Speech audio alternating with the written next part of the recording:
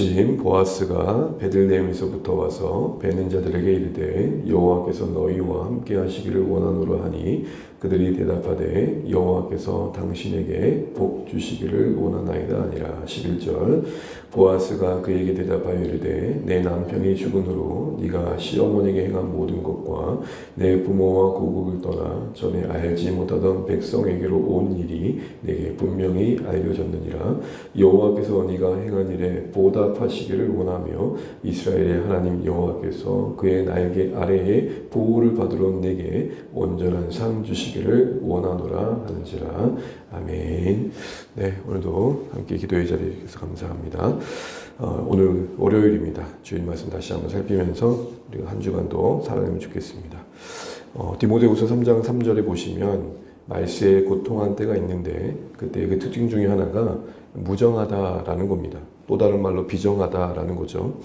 참 많은 분들이 또 이 시대에 그 비정함에 몸과 마음이 많이 무너지는 것들을 보게 됩니다. 어디다 자신의 그 괴로움과 억울함을 호소할 길 없어 그러기도 한 부분이 있죠. 그러니까 다들 내색은 하지 않지만 소위 홀로 삭히면서 지내는 많은 문제들이 있더라는 것입니다. 그런 가운데 견디고 있는데 애써 붙들고 있는데 거기에 말 한마디가 때로는 생사를 가리기도 하는 것이죠. 표현을 하지 않았지만 다들 견디고 있는데 그때 던진 말 한마디가 살리기도 하고 그만큼 그때 그 던진 말 한마디가 누군가에게는 안타까운 선택을 하게 하기도 한다는 겁니다. 이런 시대의 분위기 속에서 우리의 삶이 또 살아내고 있는데 마침 눕기도 그런 시대 속에 어떻게 살아야 할지 우리에게 보여주는 것 같습니다. 사사시대라 그랬습니다. 정말 그 시대를 하나씩 하나씩 면밀히 살펴보면 이기적이고 또 자신의 민족만을 돌아보고 또 자신의 지파만을 돌아보고 갈등이 있고 분열이 있고 정말 이런 시대가 있을 만큼 좀 삭막하고 각박한 그런 모습들을 우리에게 보여줍니다. 근데 그런 시대 속에서도 베들레헴 땅에 있는 사람들의 모습을 보게 되면 참 이런 시대에 어울리지 않을 만큼 따뜻함이 있죠. 그 대표적인 모습이 서로를 축복하는 거였습니다. 어느 곳이나 분위기가 참 중요한 것 같습니다. 스포츠에서도 승리하는 분위기가 있고 그리고 어떤 카페나 식당에서도 잘 되는 곳엔 분위기가 분명 좋습니다. 공동체라고 예외는 아닐 것입니다. 베들레헴이 교회의 그림자라면 거기서 보여진 이 따뜻한 서로를 향한 축복은 오늘 우리의 교회의 한 모습이 되며 우리가 고민해야 할 또 함께 만들어갈 숙제와 같은 것이 아닐까 싶습니다. 어제 보았던 것처럼 한 예로 보아스가 그 마당밭, 그 타작밭, 일터에 와서 이삭을 줍고 또 거두고 수확하고 있는 일꾼들에게 했던 축복의 말, 우리가 4절에 봤던 것처럼 너희와 함께하길 원한다. 그리고 일꾼들도 보아스에게 우리가 당신이 복받기를 원합니다. 서로가 잘 되길 바라고 있죠. 보통 우리가 노사 간의 갈등이 심각한 문제를 일으킬 때를 우리가 많이 봅니다. 각자의 이익만을 생각하다 보니 그럴 수밖에 없는 거죠. 그런데 이게 모순된 게 서로를 통해 존재하게 됨에도 불구하고 서로를 해친단 말입니다. 노에게는 사가 있어야 되며 사에게는 노가 있어야 되는데 우리는 우리 당장의 이익 앞에 서로를 해치는 쪽으로 나아갈 때가 많죠. 무슨 말입니까? 서로를 축복하는 게 꼭 내가 잘 되는 거라는 생각을 하지 못할 때가 참 많다는 겁니다. 룻을 향해서는 어땠습니까? 처음 보는 사람임에도 또 하찮은 어떻게 보면 여종임에도 불구하고 관심을 가져주고 그의 인생에 축복을 해줍니다. 특별히 들었던 소식의 내용을 들어보니 참 대단한 선택을 한 거죠. 자신의 민족을 뒤로하고 또 낯선 민족에 와서 또 하나님 앞에 그 보호하심을 바라는 그 모습이 너무 소중해 보였는지 기꺼이 축복해 줍니다. 이런 일련의 모습을 보면서 우리가 어제 우리의 소명을 살펴봤습니다. 베드로전 3장 9절 말씀처럼 복을 빌라. 이를 위하여 너희가 부르심을 받았다. 여러분, 그냥 축복은 신자들의 교양 정도가 아니라 존재의 목적입니다. 여러분, 오늘 하루 살아가는 동안 내가 누군가를 축복하지 않았다? 소명을 외면하신 겁니다. 가깝게 있는 자녀들, 또 함께하는 사람들에게 어렵지만 말 한마디를 열어 축복해 주시는 하루가 되시면 좋겠습니다. 부르심이라는 것은 우리의 신앙의 스타일, 우리의 존재의 양식이 축복해야 된다는 겁니다. 야, 저 사람은 늘 언제나 자신이 힘든 것과 상관없이 주변을 축복으로 행복하게 하는 사람이다. 이게 우리의 모습이어야 한다는 거죠.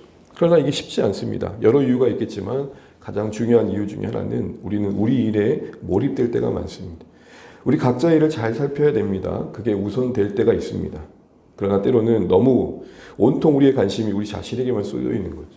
더 나아가서 남이 잘 되는 걸 보지 못하는 시기심이 걸림돌 때가 참 많습니다. 그런데 오늘 룻기에 동네 모든 사람들이 이 보아스와 룻의 관계를 정말 진심을 다해 축복해 줍니다. 이런 아름다운 모습이 있었기 때문에 이 베들레헴에 하나님의 구원의 이야기를 써가고 계신 건 아닐까라는 것이죠. 그럼 여러분, 이런 것을 이기기 위해서 우리에게 필요한 게 뭐였습니까? 세 가지였습니다. 첫 번째는 우리가 누군가를 축복해 주는 것이 우리가 복을 받는 삶의 비결임을 잊지 말아야 한다는 것이죠. 또한 두 번째로는 복의 근원이신 그 자비로우신 하나님의 은혜 안에 늘 우리가 머물러 있어야 된다는 겁니다. 보아스를 보십시오. 그가 유력자입니다. 가진 자입니다. 소위 사회적으로 보면 갑질을 할 수 있는 자리였습니다. 그럼에도 불구하고 연약한 여종과 같았던 룻을 살피고 있고 일꾼들에게 친절을 다하고 있습니다. 그 안에는 진심이 있었습니다. 단순히 위치상 갖는 체면치레가 아니었습니다. 정말 한 사람 한 사람을 위해주는 진심을 봅니다. 왜 그럴까? 어떻게 그게 가능할까? 라고 할 때 오늘 룻을 축복했던 그 축복의 내용이 곧 자신의 어머니의 이야기였기 때문입니다. 다시 말해 그는 은혜를 아는 자입니다. 자신의 어머니였던 기생 라합, 여리고성의 한 그 외곽지에 살면서 정말로 견디기 힘든 하루하루 살았을 그 기생 라합.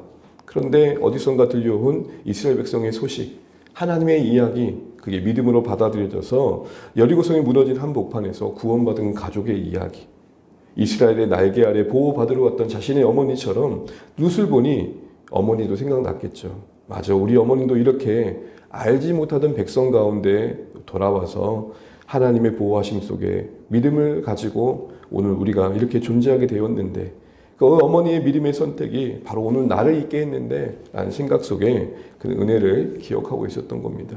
그렇습니다. 우리 안에 은혜가 머물러야 나눌 것이 있을 거예요. 그때 우리는 뭔가를 더 받아야 된다는 측면보다는 이미 받은 자라는 사실을 잊지 말아야 한다는 것이죠. 마지막으로 우리에게 필요한 것은 축복할 때 믿음이었습니다. 이런 점에서 축복은 칭찬과 다릅니다. 칭찬은 네가 뭔 했기 때문에 내가 인정한다라는 평가라면 축복은 그것과 상관없이 하나님이 너의 인생 속에 하실 것을 기대해 라는 마음을 담은 고백인 것이죠. 그래서 여러분, 룻기에 나와 있는 모든 축복의 공통적인 언어가 있습니다. 그렇게 되기를 원한다. 이 말은 하나님이 너희 인생에 그렇게 하실 것이다 라는 것이죠. 말씀을 읽겠습니다. 사랑하는 주안의 가족 여러분, 이 비정한 시대에, 이 무정한 시대에 우리가 정말 해야 할 중요한 일이 있습니다. 우리에게 붙여주신 영혼들, 함께 하신 사람들, 여러분의 삶의 그 타작마당에서 축복의 언어로 그곳을 복되게 만들어갈 수 있는 하루하루 되시길 바랍니다. 이걸 위해 우리에게 필요한 게 무엇입니까? 은혜요, 믿음이요, 또한 그 복이 우리에게 돌아올 것을 소망하시는 그 소망의 근원 대신 하나님을 가까이 하는 겁니다. 우리의 축복이 기꺼이 이루어지는 일들이 되기 위해 하나님을 가까이 해야 된다는 사실 다시 한번 기억하시면서 이번 한 주간도 조금 더 축복의 언어로 오늘 우리의 삶의 소명을 다해 가실 수 있는 하루하루이시기를 주님으로 축복합니다. 기도하시겠습니다. 네, 오늘도 우리의 허락하신 한 달을 감사합니다. 오늘부터 우리가 하루 시작 기도회로 모입니다. 어느 때든지 우리 사랑하는 주안의 가족들이 일어나시는 대로 또 자신에게 또 삶의 기도의 경건한 하루의 루틴이 만들어지면 좋겠습니다. 새벽을 깨우는 참 소중한 시간이 그것도 믿음이 우리에게 참 소중하지만 우리가 새벽을 지키는 것과 더불어서 기도를 지키는 것도 중요하다라는 생각을 해보게 됩니다. 그래서 기도를 지키는 하루의 경건한 습관을 우리가 가져가는 마음으로 사랑하는 주안의 가족들이 오늘부터 시작되는 하루 시작 기도회에 어느 때든지 나와서 함께 기도로 각자의 삶을 하나님께 맡기며 시작할 수 있는 은혜가 있게 해달라고 기도해 주시면 좋겠고, 특별히 오늘 주신 말씀처럼 하나님 오늘 우리가 축복의 삶을 살게 해주십시오. 축복의 말, 축복의 기도, 이게 우리의 삶의 언어가 되게 해주십시오. 주안의 가족의 모임 속에 이런 은혜의 분위기가 가득하게 하시고 살리는 역사가 있게 하여 주십시오. 사랑하는 우리 모든 자녀 세대를 위해서, 또 사랑하는 성도의 일상을 위해서, 또 이 나라의 민족을 위해, 교회를 위해, 선교제를 위해 함께 기도해 주길 바랍니다. 같이 기도하시고 오늘도 주님과 동행하시는 복된 한 달 되시길 바랍니다. 기도하겠습니다. 하나님 은혜를 감사합니다. 오늘 주의 은혜 안에서 한 달을 시작하고 또 하루를 맞이합니다. 아버지 하나님, 오늘 기도할 때 우리의 마음과 생각을 다스려 주시고 주의 뜻 안에 머물기를 간절히 바랍니다.